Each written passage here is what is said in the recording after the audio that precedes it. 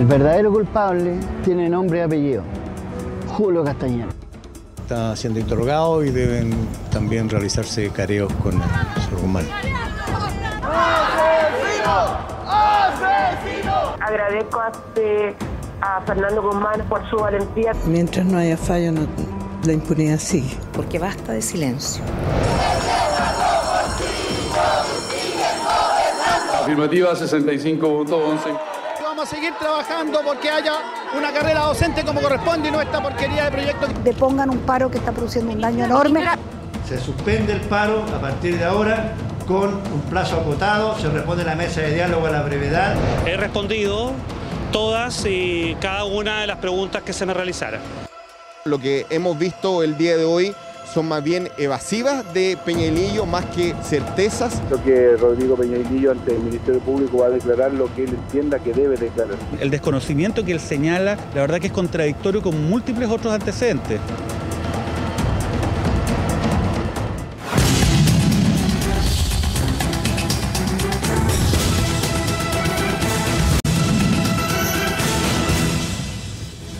Muy buenas noches, bienvenidos a Ciudadanos, el debate que abre la semana en CNN Chile. Ustedes lo veían en el video introductorio, tres temas fundamentalmente han marcado esta semana. Hay muchos otros, por cierto, pero tres temas que han capturado mucho de la atención. Los dramáticos acontecimientos y revelaciones en el caso Quemados, el fin del paro del Colegio de Profesores en medio de una rebelión de diputados contra el gobierno por el proyecto de carrera docente y el avance de la investigación en el caso de SQM con las declaraciones de los exministros Arenas y Peñailillo, entre otros. Y son precisamente esos temas también los que son cubiertos por nuestros candidatos a frase de la semana, como siempre son ustedes, quienes eligen cuál es la frase más destacada, la más interesante, la más reveladora, la más recordable de estos días que pasaron. Y partimos precisamente con el caso Quemados. El ex conscripto Fernando Guzmán, hablando con Chilevisión en el programa En la Mira y entregando los detalles de lo que pasó en aquella jornada hace ya 29 años. El Castañeda se acerca al Fernández Dito y le dice: matémoslo, matémoslo, es la única solución que tenemos porque esto nos va a traer consecuencias. 29 años tuvieron que pasar para que empecemos a asomarnos a la verdad de lo ocurrido en ese caso. Lo decíamos, la rebelión de diputados que en la Comisión de Educación no apoyaron al gobierno en el proyecto de carrera docente trajo gran tensión al oficialismo durante esta semana. Finalmente la Cámara de Diputados en la sala salvó el proyecto. Un par de horas antes de esa votación en la Comisión de la Cámara, el ministro del Interior, Jorge Burgos, se había referido así a lo que esperaba de sus parlamentarios en ese proyecto. Espero que se apruebe la idea de legislar, no hay ninguna razón. Que se apruebe la idea de legislar, que todos concurran, ojalá unánimemente, y desde luego los miembros de la nueva mayoría. Sería inentendible que un diputado de la nueva mayoría no concurriera a aprobar la idea de legislar de un proyecto de reforma estructural. Sería inentendible que un miembro de la nueva mayoría no votara a favor, pero no solo uno, tres no votaron a favor en la comisión y luego también hubo algunas rebeliones en la votación en la sala. Y finalmente la última frase candidata a frase de la semana es del ex ministro del Interior, Rodrigo Peñailillo, declarando ante el fiscal nacional Sabas Chaguán. Le pregunta al fiscal nacional: respecto a la existencia de la prestación de servicios de asesorías y negocios a SQM Salario y otras empresas, ¿estaba en conocimiento la actual presidenta? Y la respuesta del exministro, que reiteró en varias preguntas la misma respuesta, fue: a sugerencia de mi abogado, no me voy a referir a ese tema. Tres frases para que ustedes voten por la que consideran que es la frase de la semana y para abrir también el debate, por cierto, con nuestros panelistas Laura Albornoz, Cecilia Pérez, Hernán Larraín, Alberto Mayor. Muchas gracias a todos por acompañarnos en la jornada de hoy. Cecilia, te doy la palabra en primer lugar. ¿Cuál es la frase de la semana para ti? Bueno, la verdad es que yo creo que hay dos frases que significan algo distinto por lo que representó en la historia en su minuto, que no es tan pasado, sino que sigue siendo reciente, y por la coyuntura. Primero, las frases del conscripto Guzmán, porque romper el silencio, esta especie de omertá, como se hacían de estos pactos de silencio, son sanos, aunque hayan pasado tanto tiempo, para ir sobre todo buscando y dando justicia. Yo creo que nadie podría no condenar lo que pasó con Carmen Gloria y con Rodrigo en dictadura. Y en ese sentido yo creo que emociona y conmociona no solamente lo crudo, el relato crudo que hace el Concripto, sino que también luego el testimonio durante la semana que se ha conocido de Carmen Gloria. Y por otro lado, y con esa frase me voy a quedar, lo que sucedió con el ministro Peñaglillo, porque no es solamente las 3 frases en que no se refiere explícitamente a la mención o participación o conocimiento que en preguntas distintas hace el fiscal nacional Sabas Chaguán con respecto al conocimiento de la presidenta Bachelet de distintas áreas de lo que sucedió con asesorías y negocios cuyo gerente general era Giorgio Martelli, sino que toda su declaración que se da a conocer es absolutamente contradictoria. Caen contradicciones que siembran una duda profunda, no solamente con respecto a su participación, sino en definitiva cuál fue el objetivo que él pretendió al no descartar tajantemente el conocimiento de la presidenta sobre esta situación, tal como lo ha sostenido el gobierno. ¿Con cuál de las 2 frases te quedas? Con Peñaglillo. ¿Laura? Yo creo que sin duda alguna la de Guzmán es la frase de la semana, toda vez lo que ella involucra. O sea, estamos hablando aquí de una práctica, no sabemos qué tan cotidiana, pero claramente existía, de pactos de silencio de los militares que seguramente todavía no permiten esclarecer la violación de los derechos humanos en dictadura. Fue brutal, además, que corresponde a toda una generación. No solamente conmueve la actitud de Carmen Gloria Quintana, que además es toda la generación de los 80. Yo era mechona también a la edad cuando ellos ocurrieron estos hechos y participábamos del movimiento estudiantil, y me acuerdo que el caso de Rodrigo y de ella fue para toda una generación muy simbólica en su época, y lo doloroso que resultaba en aquel entonces haber escuchado al dictador Pinochet, a la esposa del dictador Pinochet, que era buena para hablar en cualquier oportunidad, decir frases como se quemaron porque seguramente tenían un extintor dentro, o para qué se queja esta niña si se quemó un poco, como dijo la esposa del dictador. Entonces, la verdad es que la actitud de Chile y de todos los sectores políticos no han sido lo suficientemente fuertes para exigir de parte de quienes tienen que reconocer la violación de los derechos humanos y sobre todo esclarecer o romper con estos pactos de silencio, no ha sido lo suficientemente categórica, y hoy día no por parte del mundo político, sino particularmente por uno de los involucrados, se revela la verdad. A mí me gustaría que esto hubiese sido antes, que hubiese sido de mutuo propio, de decisión de incluso los políticos que participaron. Hoy día entiendo procesado, exdiputado de Renovación Nacional, Cardemil, también en su tiempo cuando tuvo que hacer referencia hablaba de la utilización política de esta muerte lamentable. Entonces yo creo que acá hay una deuda histórica de todos los sectores, particularmente quienes fueron cómplices de la dictadura, hacerse cargo de una realidad tan dolorosa. Estos pactos de silencio todavía existen y sería bueno que una vez por todas se rompieran. ¿Hernán?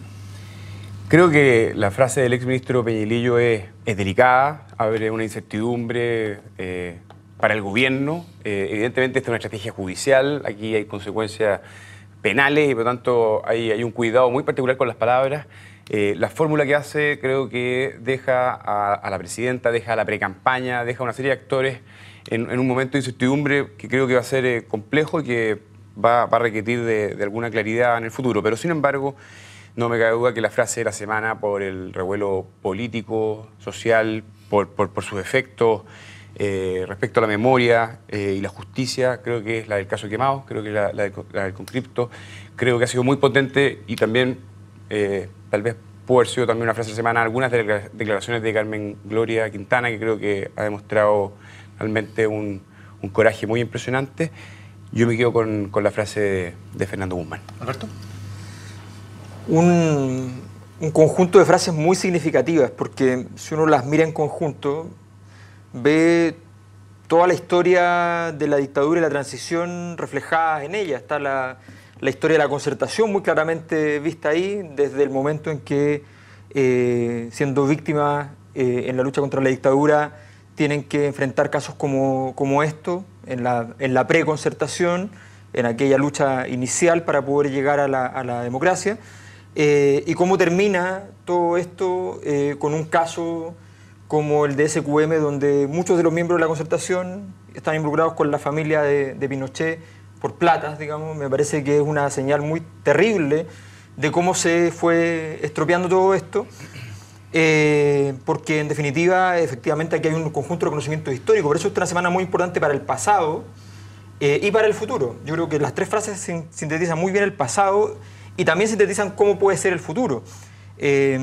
Burgos tratando de decir que lo que es estructural es realmente estructural, que efectivamente se pueden hacer cosas cuando los críticos están diciendo que no son suficientemente estructurales. Todas esas cosas me parecen muy importantes.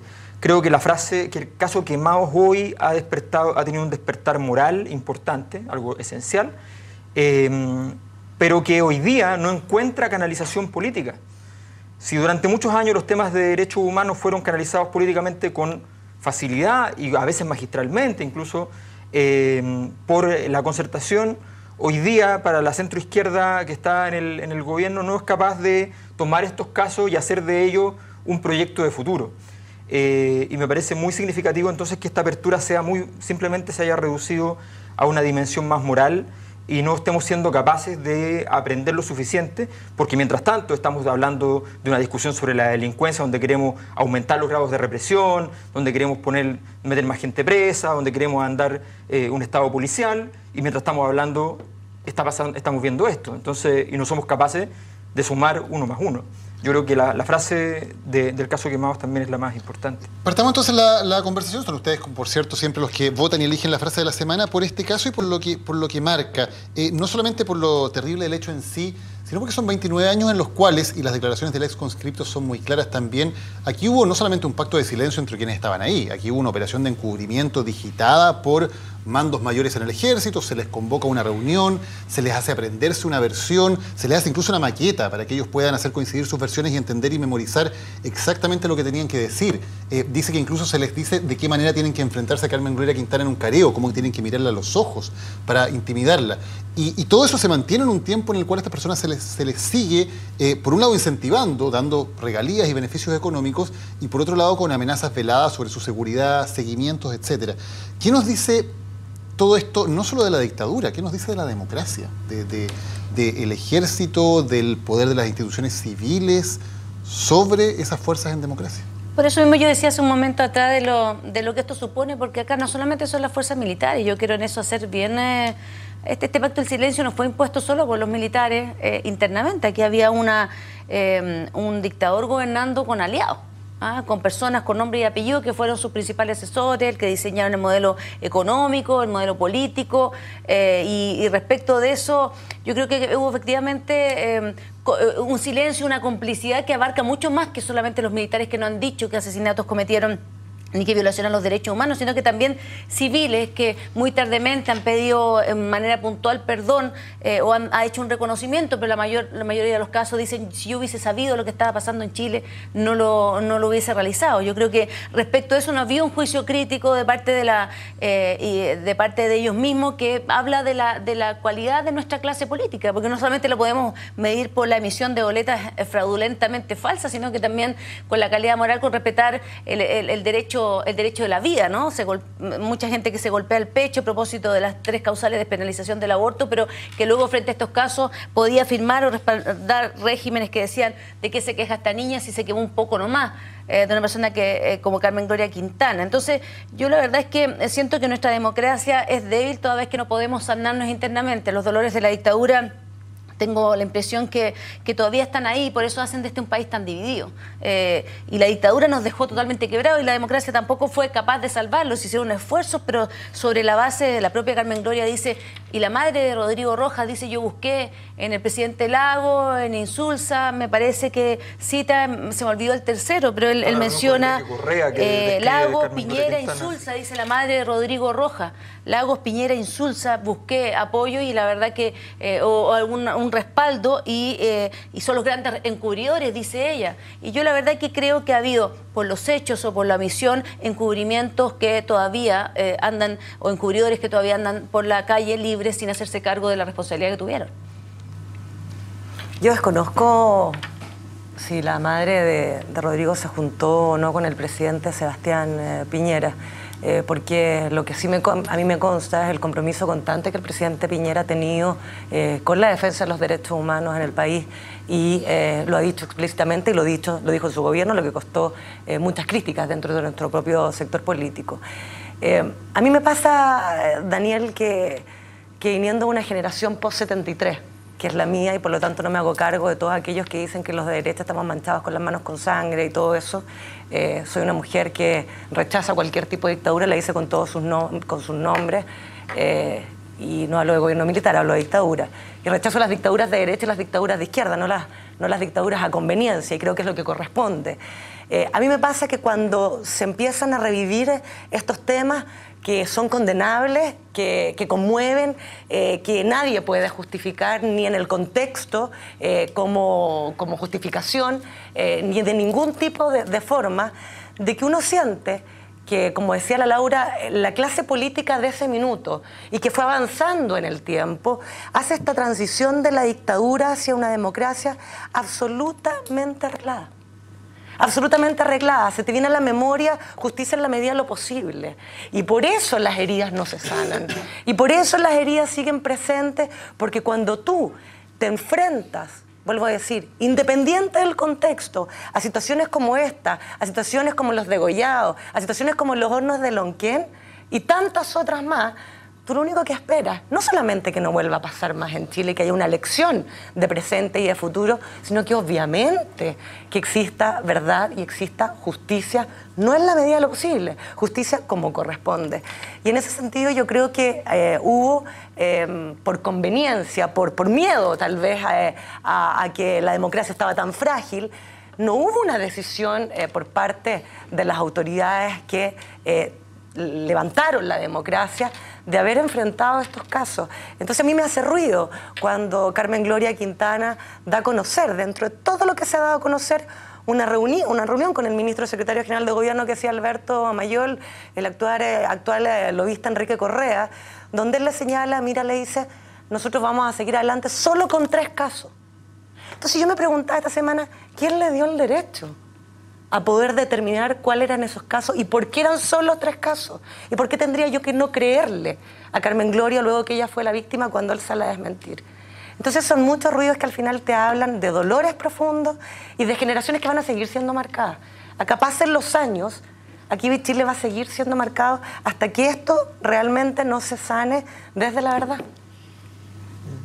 Nosotros le vendimos al mundo que esta era una transición ejemplar.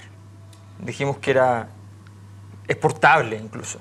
Fuimos convocados como ejemplo en varias transiciones políticas durante los años 90 y dijimos que era una transición que había generado desarrollo, que había generado una capacidad de tránsito hacia la democracia de un modo paulatino y suficientemente exitoso, con gobernabilidad, con tranquilidad, una serie de cosas que se dijeron que hoy día, me parece, ya a 25 años de haber iniciado el proceso de transición, queda bastante en evidencia que, y continuando la transición, a pesar de que no tenemos ninguna forma y sin tener claro ni siquiera cómo se podría cerrar, queda bastante claro que hay muchas deudas pendientes y que esa exitosa transición no fue tal. Hoy día no solo nos han dicho justicia en la medida de lo posible, nos han dicho derechos sociales en la medida de lo posible, nos han dicho democracia en la medida de lo posible, todas las medidas de lo posible han triunfado. Y claro, da la impresión de que fue por temor o por muchas cosas, pero tampoco nos olvidemos que esta fue una transición donde hubo miembros de los que estaban en la oposición a la dictadura que habían estado también participando, que habían estado a favor del golpe. Y por tanto se sentían como el primer presidente de la República de la transición, alguien que estaba a favor del golpe. Entonces, ¿cómo llegas ahí? Partimos mal. Y lo hicimos mal, y fue una muy mala transición. Y hoy día que tenemos que hacer esa evolución política que es indispensable, pasar a la democracia, pasar a los derechos sociales, pasar a los derechos económicos, reformar toda la obra de la dictadura, hoy día no lo queremos hacer como país. Hoy día nos enfrentamos a un Ponce Lerú que tiene que comprar la política y no fuimos capaces de impugnar su propiedad hecha ilegítimamente. Nos enfrentamos a un conjunto de casos. Yo creo que de verdad esto nos está abriendo las heridas completamente. Mientras tanto, tratamos de instalar temas impostados, tratamos de instalar la delincuencia, tratamos de instalar el miedo de nuevo, tratamos como país de hacer una serie de discusiones que son completamente banales al lado de estas cosas importantes que tenemos pendientes y que no queremos enfrentar y que da la impresión de que queremos postergar a 5, a 10, a 15, 20 años plazo. sin la voluntad política, sin la capacidad, sin la solidez que se requiere para un caso como este. Yo lo encuentro realmente muy lamentable como situación y como señal política. Felizmente, en todo caso, la apertura de todo este escenario permite por lo menos decir que esto no nos es indiferente, sino que efectivamente nos duele como proceso y que tal vez a partir de ese dolor podamos encontrar algún camino. Pero hasta el momento, las reacciones políticas de todo esto, insisto, no están a la altura. Yo estoy de acuerdo con que este caso nos lleva a mirar y hacer una revisión crítica de la transición. Yo creo que se ha tenido una lectura en general complaciente y este caso probablemente revela que hay una serie de heridas, de mentiras, de pactos de silencio, de negligencias que tenemos que hacernos cargo. Y creo que es una responsabilidad política mirar hacia atrás y hacerse esas preguntas. Creo que hoy día efectivamente hay una responsabilidad política, en este caso en particular, naturalmente. Creo que es muy importante que haya una voluntad de llegar a la verdad de todos los responsables involucrados y por supuesto que haya la justicia que corresponda. Pero creo que junto con eso tenemos que cuestionarnos seriamente qué otros casos como este están escondidos con un ejército que de alguna manera hizo una pega por volver a recuperar una cierta credibilidad y legitimidad con la ciudadanía y que hoy día vuelve entonces a aparecer ese fantasma de la dictadura. Creo que el ejército debe salir y creo que el alto mando tiene una responsabilidad hoy para poder despejar las deudas que hoy día claramente están evidenciadas gracias a lo que hemos conocido con el caso Quemado. Ahora, desde la época de la mesa de diálogo, y de eso han pasado más de 15 años, la versión del Ejército y de las Fuerzas Armadas en general es que ellos no tienen información, que la información se perdió o que no está allí, que entregaron lo poco que tenían, en un país que todavía sigue viviendo el drama de los detenidos desaparecidos. No nos olvidemos de eso, de personas que todavía no sabemos qué pasó con sus cuerpos. Además, de lo que yo también creo que de lo que estamos hablando, yo creo que en cualquier aspecto uno puede emitir juicio respecto de la transición, de si lo hicimos más o menos lento, si hubo que pactarla o no pactarla, si se hicieron reformas estructurales que nos dejó la dictadura o no.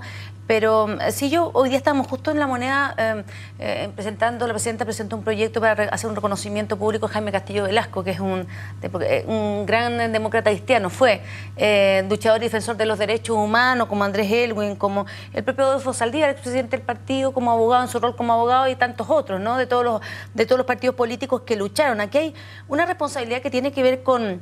Y no podemos olvidar, sin perjuicio de las palabras del presidente Elwin, lo que hizo, lo que motivó a Elwin con el informe RETIC y las numerosos intentos de reparación que hubo de una situación donde operó además la violación de derechos humanos de manera institucional, porque esto no es solamente los militares, aquí hubo políticos que hoy día actúan en la vida política que o fueron cómplices de la dictadura o se hicieron ricos durante la dictadura. O sea, una cosa es no haber violado los derechos humanos, pero haber aprovechado el momento para hacerse millonario. Entonces, yo la verdad es que lo que esperaría más bien es que aquí haya un reconocimiento más transversal, porque lo que han guardado muchas veces los militares tiene que ver con este acuerdo. O sea, esto venía de una orden, ¿no? de un sector político, de un sector gobernante que también hay una responsabilidad de develar, de abrir puertas para que esta justicia definitivamente llegue. Yo no puedo creer que todas las personas involucradas o que fueron parte del gobierno del dictador no hayan sabido nada de lo que estaba pasando. Muchos de ellos volvieron a ser ministros de Estado, ocupan cargos relevantes en la institución, en el Congreso Nacional, y nadie sepa nada de lo que pasó aquí. Entonces a mí me parece que yo creo que hubo esfuerzo a lo largo del tiempo, en casos como el de Carmen Gloria, los casos Quemados y tantos otros. La semana pasada se dio libertad, un cumplimiento a uno de los asesinos del caso de José Manuel Parada, el caso de Gollado, que fue además en la misma época. Nosotros fue por periodo de diferencia de meses, casos dolorosísimos que suponen aquí, para poder avanzar aquí se requiere de actos de mayor generosidad que las que ha habido. Y esa generosidad no solamente corresponde a los militares, que hay personas que supieron o debieron saber de esto, que no han asumido su responsabilidad en estos hechos. ¿No falta alguna acción más contundente del poder político? Lo pregunto porque en gobiernos anteriores, el gobierno de Elwin tuvo la comisión RETIC, el gobierno de Frey tuvo la mesa de diálogo, no le podrá gustar o no, pero se hizo algo al menos simbólicamente potente. En el gobierno de Lagos estuvo la comisión Valech, incluso en el gobierno de Piñera uno puede decir se cerró el penal Cordillera. ¿No hace falta que hoy... La presidenta creó el Instituto de Derechos Humanos. como institucionalidad, yo creo que... ¿Hay gestos realmente potentes desde el poder político como prioridades? Los tratados internacionales en materia de derechos humanos. No, yo creo que falta todavía una mayor conciencia de manera tal que los derechos humanos sean efectivamente un principio respecto del cual no existan doble postura. Lo que acaba de decir Alberto en materia de represión o de actuación de las fuerzas policiales. Yo recuerdo hasta hace poco, cuando está esta gran controversia, ¿no?, entre la diputada Sabat y la directora del Instituto de Derechos Humanos, Lorena Fríes, con una larga trayectoria en defensa de los derechos humanos, el objetar la institucionalidad, el actuar de cierta institucionalidad defensora de los derechos humanos, la creación de instituciones como el mismo Servicio Nacional de la Mujer, que apunta a cuestiones que tienen que ver con los derechos humanos, el fortalecimiento de esas instituciones, yo creo que a veces ha cedido paso a la tecnocracia y a cuestiones que los nuevos tecnócratas le dan mayor importancia. Cecilia, Hernán, Alberto, ¿hay algo que se puede hacer hoy desde el Estado para intentar traer justicia y verdad a los crímenes cometidos durante la dictadura por el Estado? Yo creo que el Estado siempre, de hecho la violación a los derechos humanos son por agentes del Estado. Por lo tanto el Estado, en la historia, en el tiempo, independiente de quién o en su minuto estaba, cuando se produjeron los hechos, tiene una responsabilidad por el cual tiene que ir cumpliendo. No es un hecho específico que pasó en dictadura y después el resto se desentiende. La violación a los derechos humanos se hace por agentes del Estado. Y en ese sentido el Estado tiene toda la responsabilidad de hacer mover los motores, primero, vuelvo a insistir, para que se sepa la verdad. Es que no es posible seguir creyendo de que acá los casos se cerraron porque no hay nada más que entregar. Quedó demostrado esta semana que eso no es así. ¿Cómo se pueden seguir avalando pactos de silencio? Y en ese sentido, yo creo que acá hay distintos liderazgos en los cuales se tiene que converger para saber lo que está sucediendo, no solamente en casos emblemáticos, sino que en casos que no siendo emblemáticos, todavía están en la justicia independiente, que efectivamente en el último tiempo han existido muchas condenas, más de 60, con respecto a violaciones a los derechos humanos.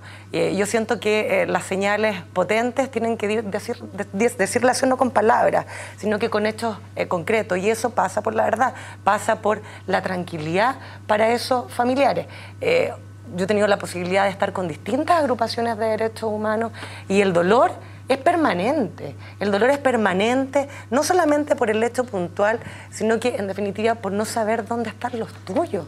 Y yo creo que, vuelvo a insistir, transversalmente nadie puede justificar eso. A mí me revela mucho que personas del sector político al cual yo represento todavía sigan justificando violaciones a los derechos humanos.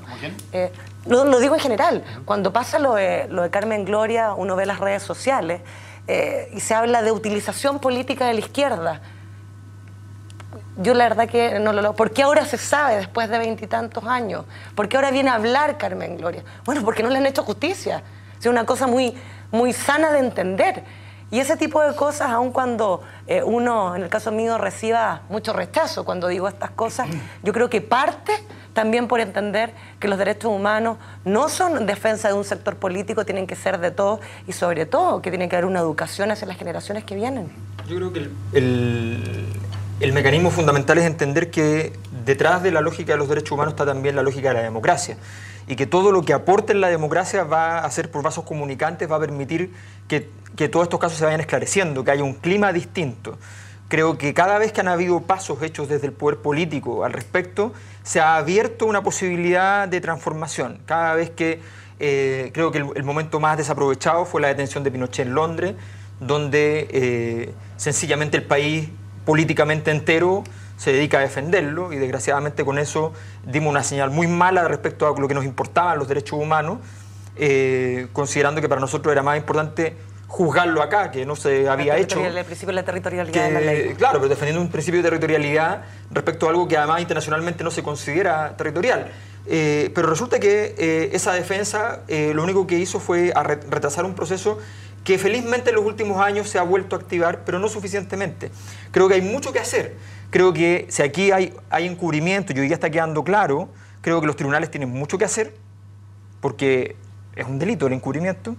Creo que hay mucho que hacer por el lado político, creo que es un buen momento para dejar en claro que hay un compromiso democrático de la élite política del país en su totalidad, del Congreso, del gobierno, y eso significa avanzar con muchas dimensiones y no y no permitir argumentaciones que tengan relación con las lógicas del empate respecto a estos temas.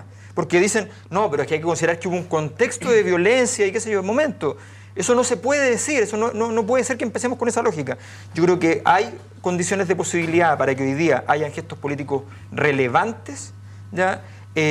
Como los que han habido en el pasado, que han sido más bien significativos, aunque menores, significativos por el poco avance que ha tenido el caso. Los casos obviamente han sido significativos, pero han sido menores. Creo que hay un momento que podría permitir un avance en ese sentido, pero esto es por vasos comunicantes. No basta solo una agenda de derechos humanos. Esto va con una agenda democrática en general. No, muy breve porque ya se empiezan a repetir algunas ideas, pero yo creo que efectivamente que hay una tarea pendiente. El Poder Judicial debería, ¿cierto?, ir y seguir investigando. Creo que el Ejército es un actor que creo hoy día tiene que dar respuestas. Creo que es evidente, es de sentido común. Y en eso efectivamente tiene que haber una cierta voluntad política transversal para que estén las condiciones. No nos olvidemos que siguen siendo las Fuerzas Armadas un actor muy importante. Y creo que también, con lo doloroso que son todos estos hechos que hemos conocido, me parece importante que haya un sector de la derecha, una nueva generación de la derecha, que conozca la historia, que pueda ver con los testimonios como el de Carmen Gloria Quintana lo que significó la violación a los derechos humanos. Hay una oportunidad para que se construya un compromiso democrático y no se repitan discursos ni argumentos, digamos, que vienen, por así decirlo, por tradición oral familiar, y que efectivamente haya un corte. Y yo espero que eso sea una oportunidad, porque creo que una derecha republicana y democrática es muy necesario en Chile. Nos vamos a la pausa, ya volvemos con más en Ciudadanos. Estamos de vuelta en Ciudadanos de CNN Chile y cambiamos de tema para hablar de lo que está ocurriendo en el caso SQM. Se han conocido estas declaraciones del ex ministro del Interior, Rodrigo Peñailillo, ante el fiscal nacional Sabas Chaguán. Hernán, ha llamado la atención esto de su respuesta a la mayoría de las preguntas que involucran en su pregunta a la presidenta Bachelet.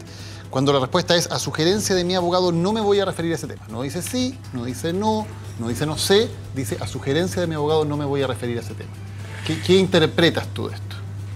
Creo que hay dos puntos que hacer, digamos. Uno es de naturaleza legal, judicial. No cabe duda que hay un trabajo, hay un diseño que busca ir protegiéndolo a él y a un entorno. Pero evidentemente hay una consecuencia política.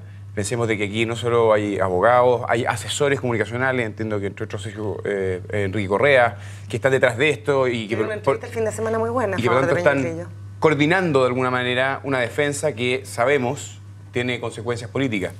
Evidentemente que la situación que genera es de mucha incertidumbre, porque lo que hace es más bien abrir preguntas y cuestionamientos respecto de qué sabía la presidenta, respecto de la existencia de la precampaña, que es evidente y que no se niega, pero que queda en un cierto vacío.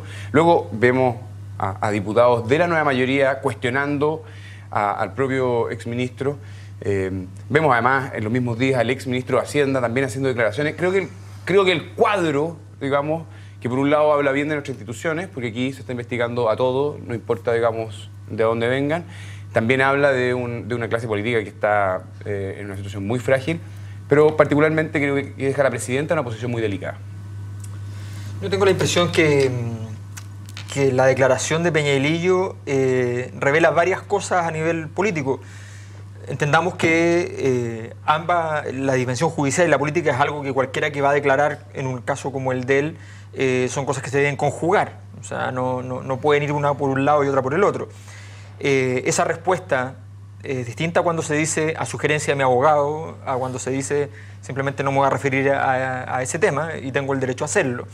La referencia deja en carácter explícito el hecho de que él está guardando silencio en temas que son complejos para otras personas, ante preguntas que involucran a la Presidenta de la República, por tanto asumo que es respecto a la Presidenta de la República, pero que él, por iniciativa propia, da la impresión por la respuesta, estaría dispuesto a hacer un gesto de no involucrar a la Presidenta de la República, porque recordemos que las preguntas sobre la Presidenta de la República donde él puede negar, él sí niega, esas sí las contesta. Y dice, no, ella no estaba involucrada, no sabía, qué sé yo. Y cuando se tocan otro tipo de temas, él dice esta respuesta. Y por tanto da la impresión de que él efectivamente está, a mi juicio da dos impresiones. Una, que está así protegiendo a otros dentro del gobierno, fundamentalmente a la presidenta. Y dos, que lo está haciendo por iniciativa propia.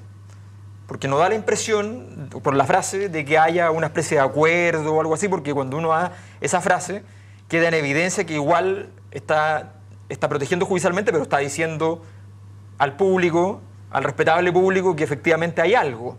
Entonces, me parece que eso revela la delgada línea en el cual se dejó a Rodrigo Peñalillo en un lugar bastante inhóspito y en el cual hoy día él, sostenido simplemente por alguna clase de esfuerzo ético o quizás por una mirada política de muy largo plazo, no pensando en el presente bajo ninguna circunstancia, trata de proteger un poco a Michelle Bachelet para no parecer demasiado fuera del juego, pero finalmente nos dice que el río suena. ¿Puede haber una advertencia implícita en esas palabras cuando no dice no, sino que dice, en el fondo, en esta declaración, por ahora, no entiende, no voy a decir nada al respecto?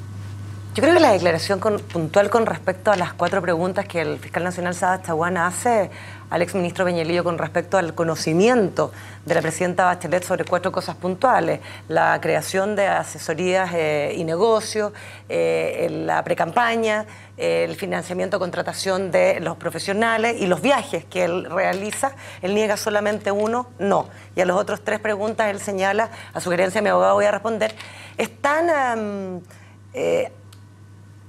ambigua en términos de construcción judicial, que te da para las 2 interpretaciones, para la que hace Hernán, que en definitiva es, acá no descartó derechamente, como muchos esperaban, el conocimiento de la presidenta, como sí lo hizo Giorgio Martelli en las declaraciones que se sabe, o a la que hace Alberto, que dice aquí lo que buscó fue proteger a la presidenta.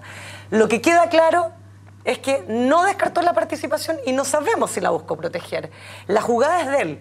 Y acá hay muchos, incluso, hoy día yo leí a algunos analistas que decían, hay una especie, como tú señalas, de advertencia a la moneda de las jugadas que podrían venir tras su declaración. Pero más allá de eso, hay otra cosa que me llama mucho más allá la atención, más allá del tema de la presidenta, de la declaración del exministro Peñalillo, son sus contradicciones en toda la declaración.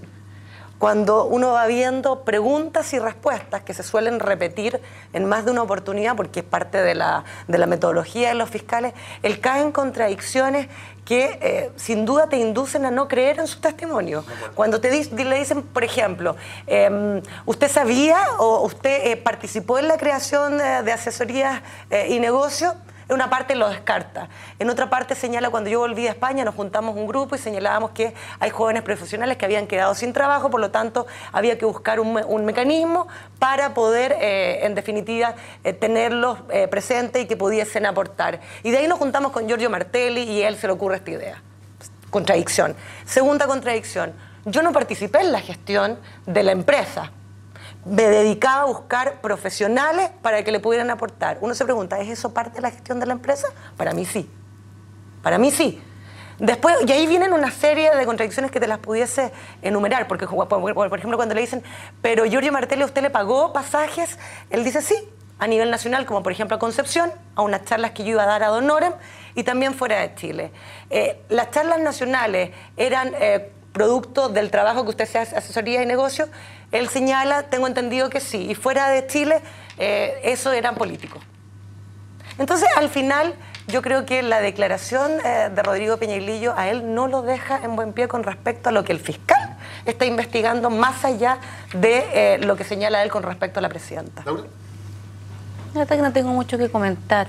No. En el ejercicio profesional me ha tocado muchas veces dar esa recomendación a los clientes con los que he trabajado. Claro, hubiese deseado un más rotundo no, como lo hizo Giorgio, pero no, tampoco de ahí parto, supongo, interpretación, porque no no me cabe ninguna duda respecto de lo que ahí se está preguntando. Entonces no tengo cuestionamiento. A mí me interesa más saber otras cuestiones que tienen que ver con estos temas que se involucran mucho. Sobre ese punto, porque lo que llama la atención es que quiero que se refiera a otra cuestión. No. Por sugerencia, mi abogado, Laura, tienes absoluta libertad de expresión en este programa, como está más que comprobado. Solamente quería preguntar sobre eso, porque es sobre los únicos temas que Rodrigo Peñalillo dice esa frase es cuando le mencionan a la presidenta Bachelet. En todos los demás contesta. Dice sí, no sé, lo que sea. Pero solamente en los temas que involucran a la presidenta Bachelet dice eso. Eso llama la atención, ¿no? Interpretar como excesivo celo. Como excesivo celo que leído así da justamente la sensación contraria, porque no dijo un no simplemente. Claro, yo hubiese preferido la segunda respuesta, pero tampoco la primera es indicativa de nada, menos de lo que uno tiene aproximación a los hechos, de lo que pudiera pensar que es la actitud del exministro Peñalillo, por quien siento el más profundo respeto y no tengo ningún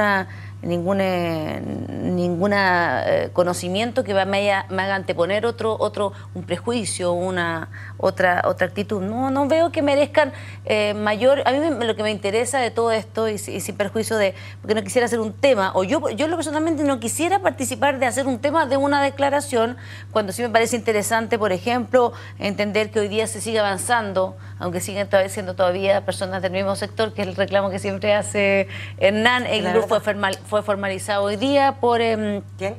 Eguiluz, entiendo... No, suspendió la formalización. ¿Suspendió? ¿Y lo iban a formalizar? No, pero una cosa bien interesante, porque es primera vez que un juez de garantía que ha conocido estos casos suspende la formalización bajo el argumento de que no existe querella del Servicio de Impuestos Internos. Puede tener tremendas consecuencias. Pero independiente de eso, es una demostración de que la justicia, que los procedimientos judiciales están avanzando, de que las investigaciones se están llevando a cabo, y lo mismo respecto a todos los imputados. Salió el exministro Arenas también diciendo, mire, lo que yo hice fue una declaración en este contexto, y me parece que yo prefiero que esta decisión o la estrategia Novoa, como se ha dicho algunos, de guardar silencio, uno esperaría que en la medida de lo posible, como se ha dicho a propósito de otra afirmación histórica, pudiesen colaborar lo máximo posible con la justicia entregando todos los antecedentes. Pero me parece que es una herramienta válida que yo le he recomendado, como yo lo he recomendado en numerosas oportunidades, que se conteste de esta forma, en numerosos procesos judiciales. Disculpa, una cosa muy simple. Digamos que hay señales, en todo caso,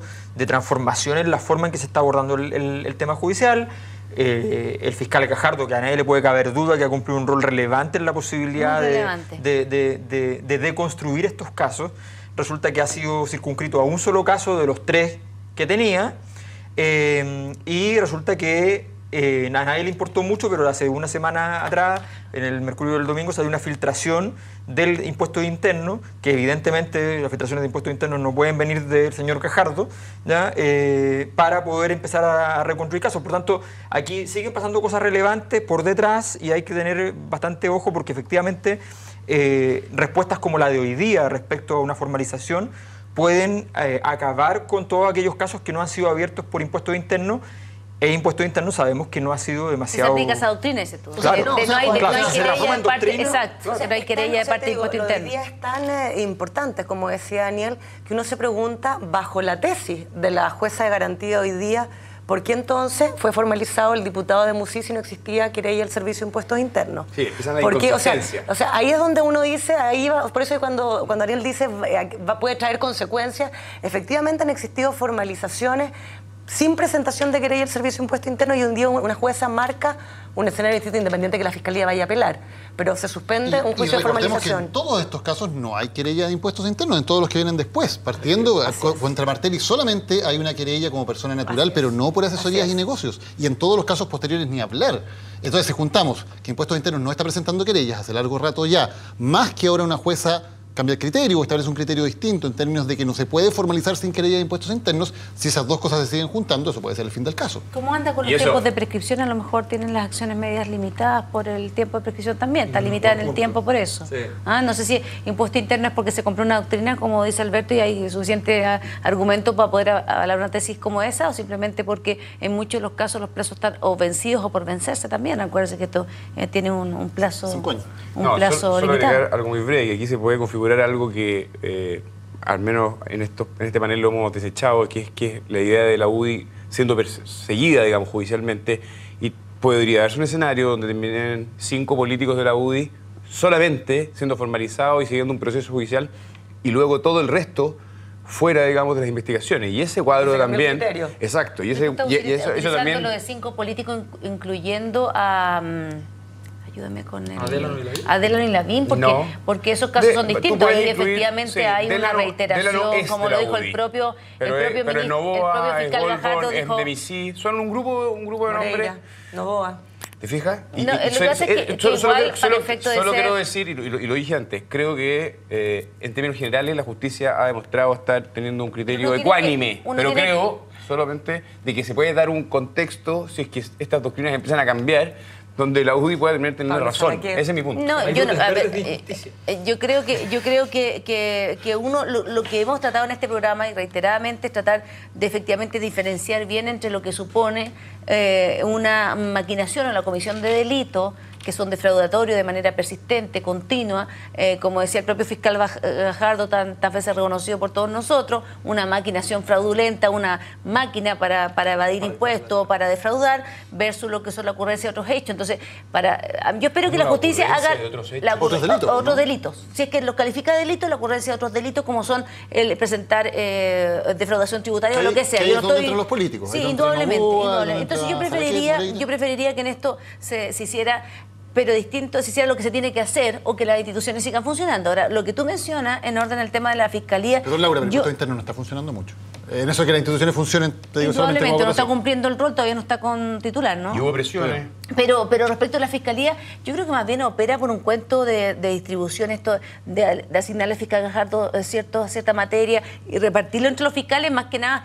un cuento interno también, porque yo creo que la Fiscalía también funciona harto el cuento de los egos, de la presencia pública. Y poder de Gajardo ha existido, entonces es preocupante. O sea, es preocupante que justo cuando vienen los ataques a Gajardo se vaya quedando con menos pega, sin que él haya dicho que está muy estresado y que le parece que debería tener menos. Un elemento que uno pudiese tener en la mesa con respecto a la Fiscalía, diga relación con la vacante que va a quedar en fiscal nacional. O sea, internamente. O sea, pues efectivamente en septiembre se abren las postulaciones de aquellas personas que quieran ser fiscal nacional, y dentro de la fiscalía, legítimamente, hay muchos fiscales regionales o fiscales de alta complejidad que tienen la legítima aspiración de ser fiscales nacionales. El futuro puede ser un tema importante. El futuro de estos casos va a depender de una persona que tiene que ser ratificada por el Congreso.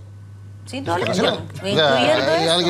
sugerencia de la Presidenta de la República. De una lista hecha por la Corte Suprema, pero finalmente todos los poderes públicos intervienen en designar quién va a ser la persona que va a llevar estos casos a su final, sea cual sea ese final. Yo lo que espero, respetando todas las facultades de la Presidenta y del Senado, yo creo que sería muy mal mirado por la ciudadanía que el fiscal nacional, sea hombre o mujer, sea una persona que venga de fuera de la institucionalidad.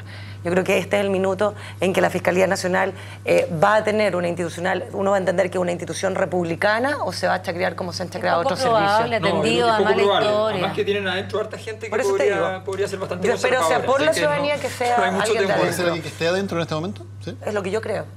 Yo no creo que se corra ningún riesgo, y a mí me parece que es absolutamente procedente lo que dice Cecilia. O sea, es deseable que personas con la experiencia más acumulada de tantos años de implementación de la reforma procesal penal pueda con aptitud asumir cargos de tanta relevancia para el país. Es lo que pasa un poco con la Contraloría General. Uno esperaría que fuesen funcionarios de carrera. O sea, eso te va un poco dando señales a la ciudadanía de independencia. Sí, pero yo creo que además hay que ponerse a estudiar bien los mecanismos de nombramiento. O sea, hoy día que estamos viendo que es muy importante que el fiscal esté revisando lo que pasa con la política en el Congreso, con el gobierno, y resulta que hay casos que los involucran y ellos mismos tienen que ir a nombrarlo después. Es una situación bastante... Tienen que ir a pedir plata para bastante complicada. Tienen que ir a pedirle plata, tienen que ir a negociar. Claro. No olvidemos que durante el gobierno de Sebastián Piñera, en el momento en que el fiscal Chaguán dice: oye, ¿podríamos ver alguna posibilidad para transformar en caso judicial el tema del lucro de las universidades privadas? Justo misteriosamente aparece y le dicen: oye, las evaluaciones a los fiscales no están muy buenas y el bono, parece que el bono no está. Y ahí viene una negociación larga, donde finalmente el fiscal Chaguán obtiene alguna alguna granjería, pero misteriosamente la formalización de las universidades privadas, la tipificación de los casos, de las se acabó. autonomías que existen en la Constitución. No, solo recordar que, digamos, frente a estas dudas que se empiezan a levantar, si la pega de la justicia va a ser hecha, digamos, como corresponde, y a pesar de que obviamente no es lo ideal, pero creo que los medios de comunicación son fundamentales, la prensa de investigación que ha cumplido un rol de ir abriendo y dando transparencia, porque además recordemos que los procesos y los tiempos judiciales son muy distintos a los tiempos políticos. Bueno, no descansen, porque creo que han sido claves para poder conocer más en detalle cuál es la realidad. Parte como Chupamé. Más no maya, como dice la Laura de la no, editorial. creo que porque tenemos claro la línea editorial de CNN. Hay que ser Oye, justo se nos acabó el tiempo, ¿no? Ahora yo tengo que cortar esto. Hay que ser optimista respecto de lo que va a pasar en general en el país. Yo la verdad que no quisiera terminar con una sensación, porque hemos hablado de temas dolorosos en este programa, pero yo creo que hay que ser optimista respecto de que las cosas, por de pronto hoy día hubo una aprobación para terminar con el paro de profesores. Uno esperaría que las cosas se fueran mejorando y solucionando con el acuerdo de todos. Laura, Cecilia, Hernán, Alberto, muchas gracias por habernos acompañado esta semana en Ciudadanos. Gracias a ustedes también. Esta es la frase que ustedes eligieron como la frase de la semana. Nos vemos.